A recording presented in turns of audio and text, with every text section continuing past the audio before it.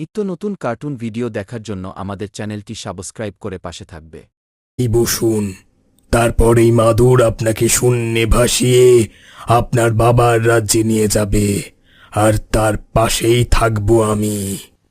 ঠিক আছে, তবে তাই করো।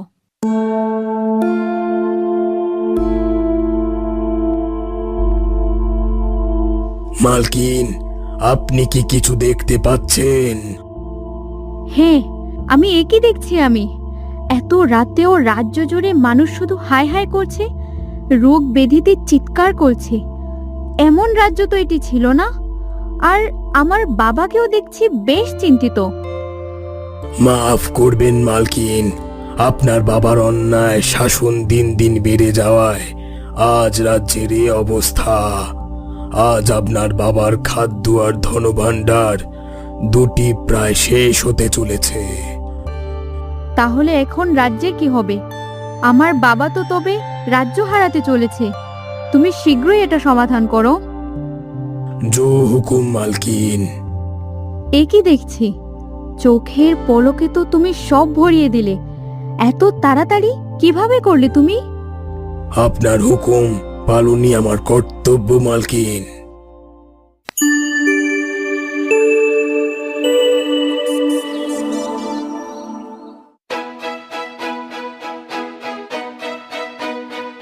মহারাজ, মহারাজ, সে এক অদ্ভুত ঘটনা ঘটে গেছে মহারাজ। এই অদ্ভুত ঘটনা মন্ত্রী, বলো তাড়াতাড়ি, বলে ফেলো। রাজপুরীর ফাঁকা খাদ্য আর ধন ভাণ্ডার রাতারাতি পরিপূর্ণ হয়ে আছে। এমন ঘটনা তো আগে কখনো দেখিনি মহারাজ। কি আবল তাবল বলছো মন্ত্রী? মনে হয় কাল সুরা পান করে তোমার নেশা কাটেনি, আজও তাই এমন ভুল বকছো। মোটেও এমনটা নয় মহারাজ, আমি স্বয়ং দেখে এলাম। আমি নিজেও এটা বিশ্বাস করতে পারছিলাম না মহারাজ। তবে কি এই বিপদে উপরওয়ালা এবার মুখ তুলে তাকালো? কিন্তু আমার মতো পাপীকে কি উপরওয়ালা এমন সাহায্য করবেন? সে পরে ভাবা যাবে মহারাজ, কিন্তু এখন যদি এই খাদ্য আর অর্থগুলো রাজ্যের পীড়িত প্রজাদের না বেলাই, তবে আমাদের এই রাজ্যের বড় পতন আসন্ন। তাই করো মন্ত্রী, যত তাড়াতাড়ি পারো এসব পৌঁছানোর প্রস্তুতি নাও তুমি। আপনার হুকুম পালনে আমি সবসময় প্রস্তুত মহারাজ। রাজ্যের এমন বিপদের দিনে আর এক মুহূর্ত সময় নষ্ট করা যাবে না। আজ তো বেশ কয়েকদিন হলো। দেখি তো, দৈত্যকে একবার জিজ্ঞেস করি রাজ্যের কি খবর এখন।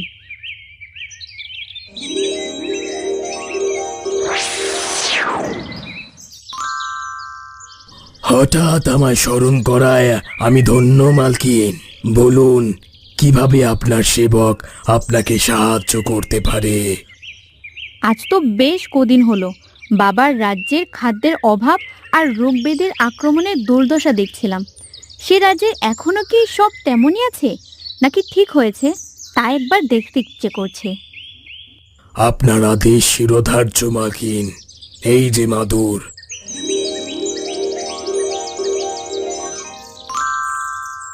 আপনি বসে পড়ুন। আমায় এবার সোজা একবার রাজপুরীতে নিয়ে যাও। আমি দেখতে চাই তাদের সে ভাণ্ডার কি এখনো ভরা নাকি খালি।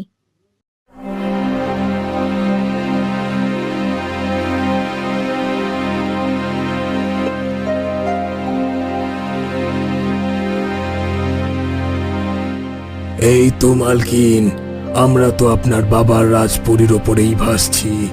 দেখুন সবকিছু। এ তো দেখছি আবার বাবার খাদ্য ভাণ্ডার ফাঁকা হয়েছে। তবে তো বাবা আবার বিপদে পড়বে। এবার রাজ্যে খরায় কারো ফসল হয়নি, তাই রাজভাণ্ডারী প্রজাদের বেঁচে থাকার শেষ সম্বল। দৈত্য, তবে এখন আমাদের কি করা উচিত হবে? মালকিন, এখন তো দিনের বেলা, এই সময় আমার তেমন কিছু করার নেই। কারণ লোকালয়ে মানুষ আমায় দেখে ফেললে আমার সব শক্তি নষ্ট হয়ে যাবে। তবে কি আজ রাতে আবার আসবো? আজ্ঞে মালকিন, আজ গভীর রাতে এসে রাজার অপূর্ণ খাদ্য ভাণ্ডার আবার পরিপূর্ণ করে রেখে যাব।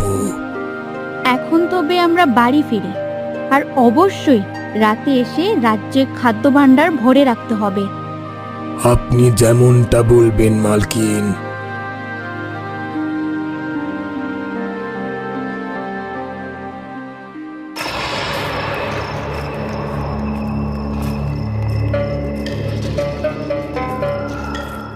এই যে আমি একটা সমস্যা থেকে আর এক সমস্যায় পড়তেই আছি, কিন্তু বারবার আমার এই সমস্যায় কে এমন সাহায্য করছে এ তো আমার মাথায় ঢুকছে না।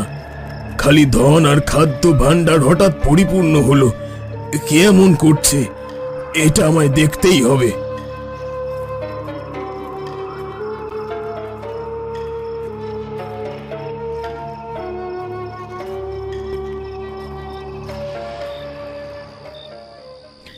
মালকিন, আপনি এখানে আপাতত দাঁড়ান, আমি ততক্ষণ রাজ খাদ্য ভাণ্ডার পূর্ণ করি। ঠিক আছে, আমি এখানে দাঁড়িয়ে আছি, তুমি তোমার কাজ করো। মালকিন, আমি আসার আগে আপনি এখান থেকে নড়বেন না। ঠিক আছে, আমি সেটাই করব।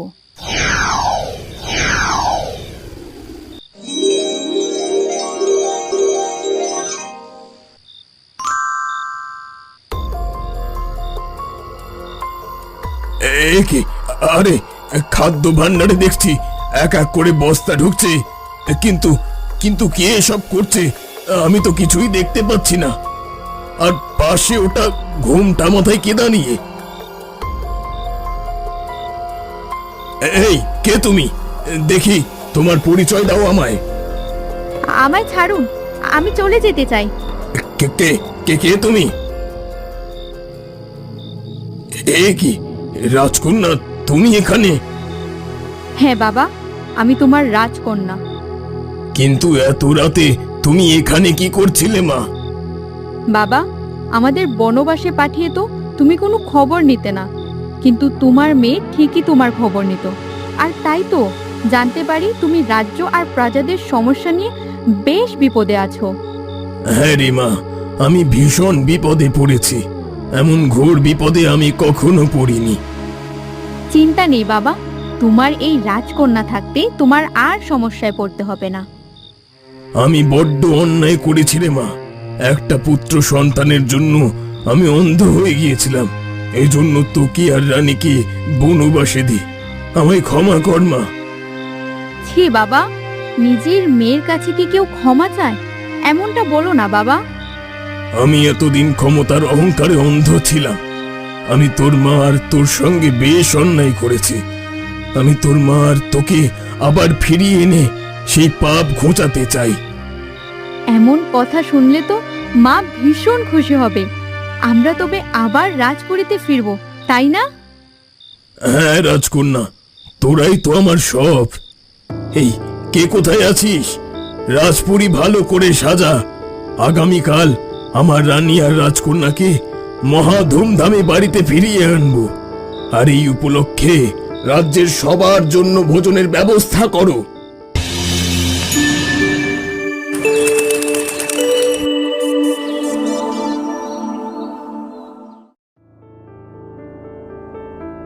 রানী, এদিকে এসো, তোমায় একটু জড়িয়ে ধরি। তোমায় কতদিন ধরে আমি নিষ্ঠুর শাস্তি দিয়েছি, আমায় ক্ষমা করো রানী। না না মহারাজ, আপনি এই কথা বলবেন না, কারণ আপনি আপনি আমার বিবাহিত স্বামী। স্বামী ছাড়া মেয়েদের যে কোনো গতি নেই। কিন্তু আমি তো তোমাদের এতদিন সীনাহিত কষ্ট দিয়েছি। সে হয়তো আপনার বোঝার ভুল, কিন্তু আজ তো আপনি ঠিকই আমাদের রাজপুরীতে ফিরিয়ে আনলেন। রাজকন্যা, তুমি এদিকে এসো। আজ আমরা একসঙ্গে দাঁড়িয়ে এ রাজ্যের প্রজার উদ্দেশ্যে কিছু বলতে চাই। হ্যাঁ বাবা, এ রাজ্যের সব প্রজা তোমার উপর চেয়ে আছে। তাই এমন একটি বার্তা দাও যাতে রাজ্যে যেন আবার আনন্দ আর সুখ ফিরে আসে। আমার প্রিয় রাজ্যবাসী, আমরা এতদিনের রাজ্য পরিচালনায় আমি আপনাদের সঙ্গে অত্যন্ত অন্যায় করেছি, কিন্তু পরে হলেও আমার বিবেক আমায় তাড়না দিয়েছে। তাই আজ থেকে আমার রানী আর রাজকন্যাকে সঙ্গে নিয়ে ঘোষণা করছি, এ রাজ্য সকল প্রজার অভিভাবক হয়ে আমি সবার পাশে থাকব। আর আমার এই অন্তচক্ষু খুলে দিয়েছে স্বয়ং রাজকন্যা, যার ফলে আমি আজ মহা অন্যায়ের পথকে পরিহার করলাম। মহারাজের জয় হোক, মহারাজের জয় হোক।